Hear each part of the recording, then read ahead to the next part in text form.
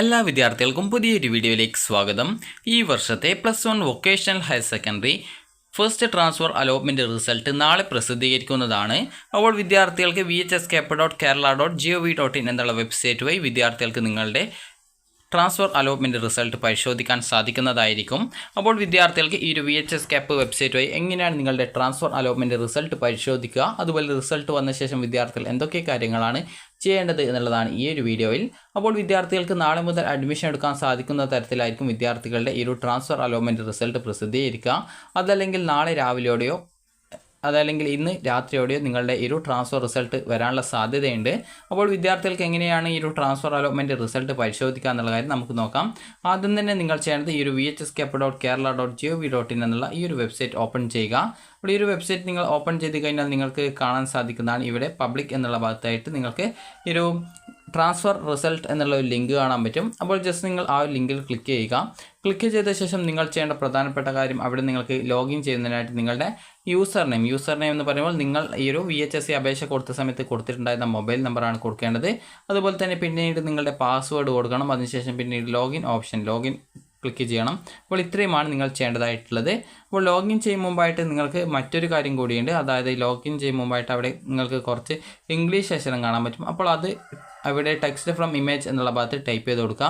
അത് ടൈപ്പ് ചെയ്ത് കൊടുത്ത ശേഷം മാത്രം ലോഗിൻ ക്ലിക്ക് ചെയ്യുക.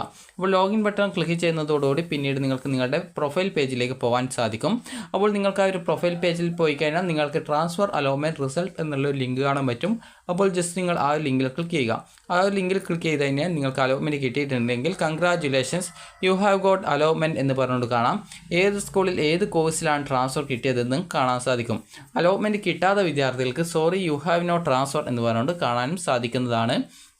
നിങ്ങൾക്ക് ട്രാൻസ്ഫർ കിട്ടിയിട്ടുണ്ടെങ്കിലും കിട്ടിയിട്ടില്ലെങ്കിലും അവിടെ ട്രാൻസ്ഫർ ഡീറ്റെയിൽസ് അല്ലെങ്കിൽ വ്യൂ അലോട്ട്മെൻറ്റ് എന്നിങ്ങനെയുള്ള ഒരു ഓപ്ഷൻ ഉണ്ടാകും. അപ്പോൾ വ്യൂ അലോട്ട്മെൻറ്റ് ലെറ്റർ എന്നുള്ള ആ ഒരു ഓപ്ഷനിൽ ക്ലിക്ക് ചെയ്ത് കഴിഞ്ഞാൽ നിങ്ങൾക്ക് അലോട്ട്മെൻറ്റ് ലഭിച്ച വിദ്യാർത്ഥികൾക്ക് അലോട്ട്മെൻറ്റിൻ്റെ ലെറ്റർ ഡൗൺലോഡ് ചെയ്ത് എടുക്കാൻ സാധിക്കുന്നതാണ്.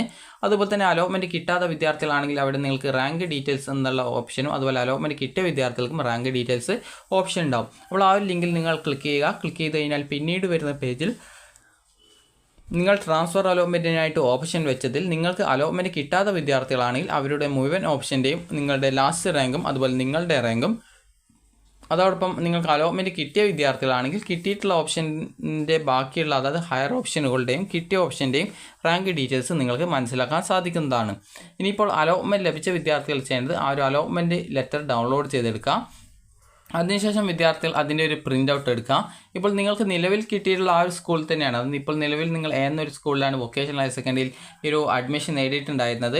അപ്പോൾ ഈ ഒരു ട്രാൻസ്ഫർ അലോട്ട്മെൻറ്റിന് അപേക്ഷിച്ചതും എന്ന സ്കൂളിൽ തന്നെ മറ്റൊരു കോഴ്സിലേക്കായിരുന്നു. അപ്പോൾ ഇങ്ങനെയാണ് നിങ്ങൾക്ക് ട്രാൻസ്ഫർ കിട്ടിയതെങ്കിൽ നിങ്ങൾക്ക് ആ ഒരു പുതുതായിട്ട് കിട്ടിയുള്ള ആ ഒരു കോഴ്സ് മാറ്റത്തിൻ്റെ ഭാഗമായിട്ട് നിങ്ങൾ എക്സ്ട്രാ വരുന്ന ഫീസ് അടച്ചാൽ മതിയാകും. അതുപോലെ തന്നെ നിങ്ങൾക്കിപ്പോൾ ഈ ഒരു നിലവിലെ സ്കൂളിൽ നിന്നും മറ്റൊരു സ്കൂളിലേക്കോ അല്ലെങ്കിൽ മറ്റൊരു സ്കൂളിലെ മറ്റൊരു കോഴ്സിലേക്കോ ആണ് കിട്ടിയതെങ്കിൽ നിങ്ങൾക്ക് ഇവിടെ നിന്നും ആദ്യം അഡ്മിഷൻ നേടിയ സ്കൂളിൽ നിന്നും നിങ്ങളുടെ എല്ലാവിധ ഡോക്യുമെൻറ്റ്സും PTA ഫണ്ട് അതുപോലെ തന്നെ PTA ഡൊണേഷൻ എന്നിവ നിങ്ങൾക്ക് തിരിച്ചു തരുന്നതാണ്. അപ്പോൾ അത് നിങ്ങൾ വാങ്ങിച്ച ശേഷം പിന്നീട് വിദ്യാർത്ഥികൾക്ക് പുതുതായിട്ട് കിട്ടിയ ആ ഒരു സ്കൂളിൽ പോയിട്ട് നിങ്ങൾക്ക് അഡ്മിഷൻ എടുക്കാവുന്നതാണ്. അപ്പോൾ ഈ ഒരു രീതിയിലാണ് അഡ്മിഷൻ ഉണ്ടായിരിക്കുക. അതായത് കോഴ്സ് മാറ്റമാണ് കിട്ടിയതെങ്കിൽ നിങ്ങൾ കോഴ്സ് മാറ്റത്തിൻ്റെ ഭാഗമായിട്ടുള്ള എക്സ്ട്രാ ഫീസ് അടച്ചാൽ മതി. അതേസമയം സ്കൂളും കോഴ്സും രണ്ടും മാറിയിട്ടുണ്ട് എങ്കിലോ അല്ലെങ്കിൽ സ്കൂൾ മാത്രം മാറിയിട്ടുണ്ടെങ്കിലോ നിങ്ങൾ ആദ്യം അഡ്മിഷൻ നേടിയ സ്കൂളിൽ നിന്നും നിങ്ങളുടെ എല്ലാവിധ ഡോക്യുമെൻറ്റ്സും തിരിച്ചു തരുന്നതും ആ ഒരു ഡോക്യുമെൻറ്റ്സുകൾ അതുപോലെ തന്നെ ഫീസും വാങ്ങിച്ചുകൊണ്ട് നിങ്ങൾക്ക് പുതുതായിട്ട് അലോട്ട്മെൻറ്റ് ലഭിച്ച ആ ഒരു സ്കൂളിൽ പോയിട്ട് ഈ ഒരു അഡ്മിഷൻ നേടാവുന്നതാണ്. നിങ്ങൾ അഡ്മിഷൻ നേടിയിട്ടില്ല എങ്കിൽ നിങ്ങളുടെ ആ ഒരു അഡ്മിഷൻ റദ്ദ് ചെയ്യപ്പെടുന്നതായിരിക്കും. അത് നിങ്ങൾക്കിപ്പോൾ ഒരു സ്കൂളിൽ നിന്നും മറ്റൊരു കോഴ്സിലേക്കാണ് കിട്ടുന്നതെങ്കിൽ ആദ്യം കിട്ടിയ കോഴ്സിലുള്ള സീറ്റ് നഷ്ടപ്പെടും. അതുപോലെ തന്നെ മറ്റൊരു സ്കൂളിലേക്കാണ് കിട്ടുന്നതെങ്കിൽ നിങ്ങൾക്ക് ആദ്യം കിട്ടിയ സീറ്റ് അവിടെ നഷ്ടപ്പെടുന്നതാണ്. അതേസമയം നിങ്ങൾ ട്രാൻസ്ഫറിന് അപേക്ഷിച്ചു നിങ്ങൾക്ക് എവിടെയും ട്രാൻസ്ഫർ അലോട്ട്മെൻറ്റ് കിട്ടിയിട്ടില്ല എന്നാണെങ്കിൽ ആദ്യം കിട്ടിയ സീറ്റിൽ തന്നെ ജോയിൻ ചെയ്യാൻ പറ്റുന്നതാണ്. അപ്പോൾ അതുകൊണ്ട് തന്നെ ട്രാൻസ്ഫർ കിട്ടാത്ത വിദ്യാർത്ഥികൾക്ക് നിലവിലെ സീറ്റിൽ തന്നെ തുടരാൻ സാധിക്കും. എന്നാൽ ട്രാൻസ്ഫർ കിട്ടിയിട്ടുള്ള വിദ്യാർത്ഥികളാണെങ്കിൽ അവർക്ക് ആ ഒരു ട്രാൻസ്ഫർ കിട്ടിയിട്ടുള്ള അതായത് പുതുതായിട്ട് എവിടെയാണോ കിട്ടിയത് അവിടെ നിങ്ങൾ ജോയിൻ ചെയ്യേണ്ടതായിട്ടും വരുന്നതായിരിക്കും. അതുപോലെ ട്രാൻസ്ഫർ കിട്ടിയിട്ടില്ല എങ്കിൽ നിലവിലെ സീറ്റിൽ തന്നെ തുടരാം. എന്നാൽ ട്രാൻസ്ഫർ കിട്ടിക്കഴിഞ്ഞാൽ നിർബന്ധമായിട്ടും കോഴ്സിലേക്കോ സ്കൂളിലേക്കോ എങ്ങനെയാണ് കിട്ടിയത് അതിനനുസരിച്ച് നിങ്ങൾ മാറേണ്ടതായിട്ട് വരുന്നതാണ്.